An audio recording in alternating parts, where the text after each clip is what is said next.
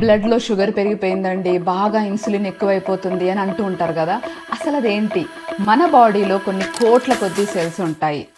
Cell అంటే కణం తెలుగులో.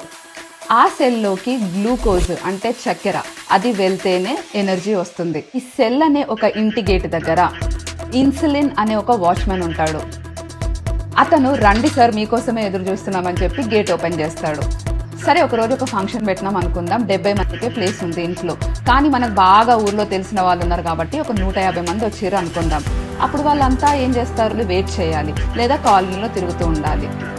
అట్లనే మనం కూడా అవసరానికి మించి కార్బోహైడ్రేట్స్ అన్ని తినడం వల్ల ప్రతి ఫుడ్ గ్లూకోజ్లో కన్వర్ట్ అయ్యి బ్లడ్లోనే ఉండి సెల్లోకి వెళ్ళలేక అక్కడే ఆగిపోతూ ఉంటుంది. మన బాడీలో అది ఫ్యాట్ లాగా స్టోర్ అయిపోతూ ఉంటుంది. అందుకే బ్లడ్లో షుగర్ పెరిగిపోతుంది. దీన్నే డయాబెటీస్లో ఫస్ట్ స్టెప్ అంటారు. మరి దీని తర్వాత PCOS, ఫ్యాటీ లివర్, ఇట్లా ఎన్నో ప్రాబ్లమ్స్ ఉంటుంటాయి.